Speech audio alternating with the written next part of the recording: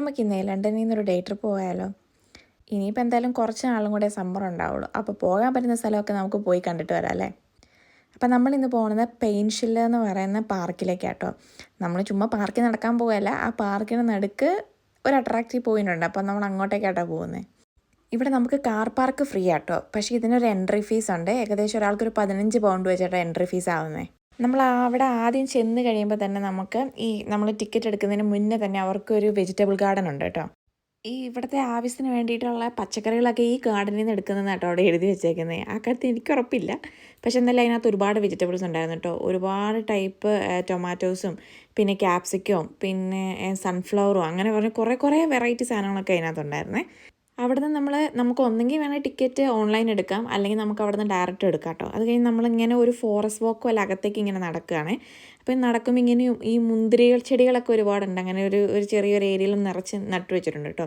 പിന്നെ അവിടെ main attraction എന്ന് പറഞ്ഞാൽ നമുക്ക് അവിടെ ഫിഷിങ് നടത്താൻ പറ്റുള്ളൂ. ആൾക്കാരൊക്കെ ഇങ്ങനെ ടെൻ്റൊക്കെ അടിച്ച് അവിടെ ഫിഷിങ് നടത്തുന്നുണ്ട്. ശരിക്കും പറഞ്ഞാൽ നമ്മുടെ ദേശത്തിലൂടെ ചുമ്മാ നടക്കാന്നുള്ളതല്ല, നമ്മളിവിടെ വന്നിരിക്കുന്നത് ക്രിസ്റ്റൽ ഗ്രോട്ടോ കാണാൻ വേണ്ടിയിട്ടാട്ടോ. ഈ ഗ്രോട്ട് തന്നെയാട്ടോ ഇവിടുത്തെ ഏറ്റവും വലിയ അട്രാക്ഷൻസ് എന്ന് പറയുന്നത്. അപ്പോൾ ഇത് മൊത്തം ഉണ്ടാക്കിയിരിക്കുന്ന ക്രിസ്റ്റൽ കൊണ്ടാണ്. അപ്പോൾ ഇത് റീസ്റ്റോർ ചെയ്താട്ടോ. അപ്പം ഇതിങ്ങനെ അല്ലായിരുന്നു ഉണ്ടായിരുന്നത്. അവരപ്പം പല സ്ഥലത്തു നിന്നും കണ്ടുപിടിക്കപ്പെട്ട ക്രിസ്റ്റൽസ് എല്ലാം കൂടെ ചേർത്ത് വെച്ചിട്ടാണ് ഇങ്ങനെ ഒരു സംഭവം ഉണ്ടാക്കിയെടുത്തേക്കുന്നത് കേട്ടോ. ഇതിൻ്റെ എൻട്രൻസ് കണ്ടപ്പോൾ എനിക്ക് വലിയ എക്സ്പെക്റ്റേഷൻസ് ഒന്നും ഉണ്ടായില്ല കേട്ടോ. പക്ഷേ ഇതിനകത്തേക്ക് കയറി ചെന്നപ്പോഴാണ് ആ ക്രിസ്റ്റൽസ് അത് എങ്ങനെ അവരങ്ങനെ ആക്കിയെടുത്തു എന്നുള്ള ഒരു അത്ഭുതം തന്നെയാണ് കേട്ടോ. ഞങ്ങൾ ചെന്നപ്പോൾ അത്യാവശ്യം നല്ല തിരക്കുണ്ടായിരുന്നേ. അകത്തൊക്കെ നിറച്ച് ആൾക്കാർ ഫോട്ടോസ് വീഡിയോസൊക്കെ എടുക്കുന്നുണ്ടായിരുന്നു കേട്ടോ. ഇത് അത്യാവശ്യം ലണ്ടനിലെ ഫേമസ് ആയ ഒരു പ്ലേസാണ്. ഞാൻ എന്തായാലും പറയും ഇതൊരു മസ്റ്റ് വിസിറ്റ് പ്ലേസ് ആട്ടോ, കാരണം ഇത് എന്തായാലും നമ്മൾ കണ്ടിരിക്കണം. പിന്നെ ഇവിടെ എല്ലായിടത്തും എഴുതി വെച്ചിട്ടുണ്ട് ക്രിസ്റ്റൽസിൽ തൊടാൻ പാടില്ല എന്ന് കേട്ടോ. അതെന്തുകൊണ്ടാണെന്ന് എനിക്കറിയില്ല. മേ ബി അതിനെന്തെങ്കിലും ഡാമേജ് പറ്റുമെന്ന് വിചാരിച്ചിട്ടായിരിക്കും കേട്ടോ. പക്ഷേ ഇതിൻ്റെ ഓരോ ആംഗിളിൽ ചെല്ലുമ്പോൾ നമുക്കിങ്ങനെ പുറത്തേക്കുള്ള കാഴ്ചകളൊക്കെ ഉണ്ട്. അത് നല്ല അടിപൊളിയായിരുന്നേ. കുറേ വീഡിയോസും ഫോട്ടോസൊക്കെ ഞങ്ങൾ അവിടെ നിന്ന് എടുത്തു കേട്ടോ. ചില ഭാഗങ്ങളൊക്കെ ക്രിസ്റ്റൽസ് ഇങ്ങനെ തൂങ്ങിക്കിടക്കുന്ന പോലെ നമുക്ക് കാണാം കേട്ടോ. എനിക്ക് ഇപ്പോഴും ഒരു ഐഡിയ ഇല്ല അവരെങ്ങനെ ഈ സാധനങ്ങളൊക്കെ ഇങ്ങനെ ആക്കിയെടുത്തു എന്നുള്ളത്.